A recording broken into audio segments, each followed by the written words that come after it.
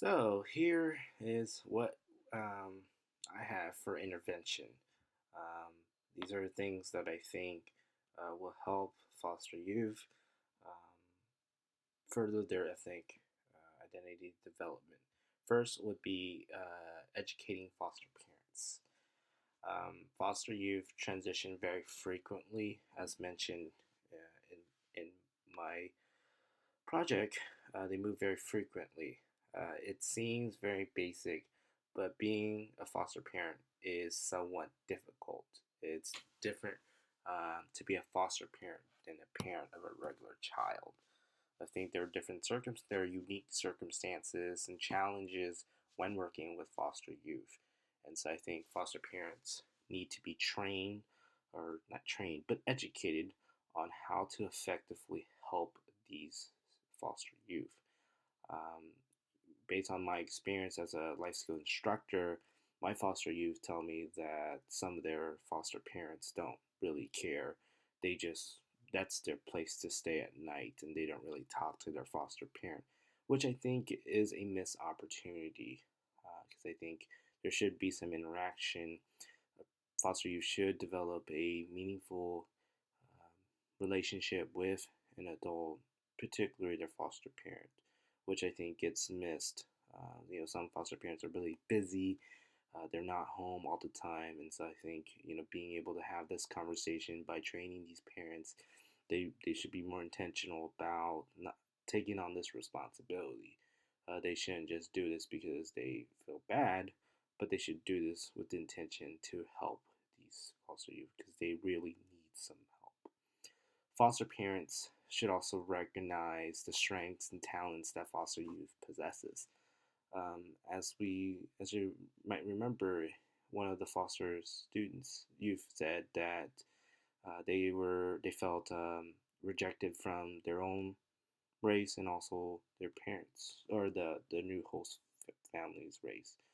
Um, this is kind of what Tara Yoso, the professor at UC Santa Barbara, she created a theory called community cultural wealth, and it's a shift from a negative paradigm, which is this thinking that foster youth don't possess anything, or they don't have talents, they have all these deficits. Instead, they should think it in a positive paradigm so that they do have strengths and talents that they can bring into the new family, into their new family. I think everyone contributes some type of talent or some type of skill or dynamic to a family. So I think this will lead to more inclusiveness for foster youth. And more importantly, we're talking about lives here.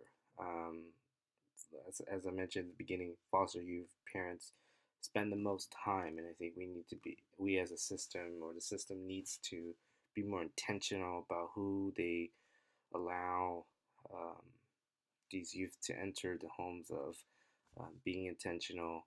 We're just not talking about numbers, we're talking about lives, young lives, who have the potential to be the future. But there needs to be some guidance in between now and the future. I think the TRA model is a great model. It demonstrates that it does promote ethnic identity development. However, there are some rooms for improvements. If we're able to recruit more diverse pool of foster parents, this is an ideal world, then there should be more discussion about pairing up ethnic minorities with ethnic minority parents. As mentioned in the literature, hanging out with the same race and family cohesion can lead to better ethnic identity development. So by placing ethnic minorities with ethnic minority parents, they're able to uh, kind of feel a little closer. The same race may help them kind of build bridges, start conversations in which they might not have if they're placed into a TRA model home. Um, I think starting conversations and being able to talk and create dialogue is something that's very important in any circumstances. I think something other that I would like to implement is requiring foster parents and youth, both of them, to attend at least a couple cultural events in town. This will spur more conversation about race and ethnicity, and being able to, and the foster parent should be able to kind of help facilitate that, being able to create that identity within the child is really important, because ethnic identity does have positive outcomes, and that's what we all wish that foster youth have. And last is a mentorship program. I think career coaching, planning, mentorship is something that's really important for foster youth. I think foster youth have a difficult time, and I think being able to bridge the gap for them, helping them ease the transition from the foster care system into living on their own should be as smooth as possible. And so within this mentorship program, foster youth have voiced their opinion about being able to talk about their ethnicity and identity, but there hasn't been a place for that. So I think mentorship program is a really great place for this to happen. So socials, ice cream party, pizza nights is a great way for youth to hang out with each other, have that connection, build those relationships like any other peers would have. Um, as a life skill instructor, I keep referring to that, but we have pizza nights, and this is when an opportunity when all the foster youth in San Joaquin County get to come together and being able to eat some pizza, have some fun together.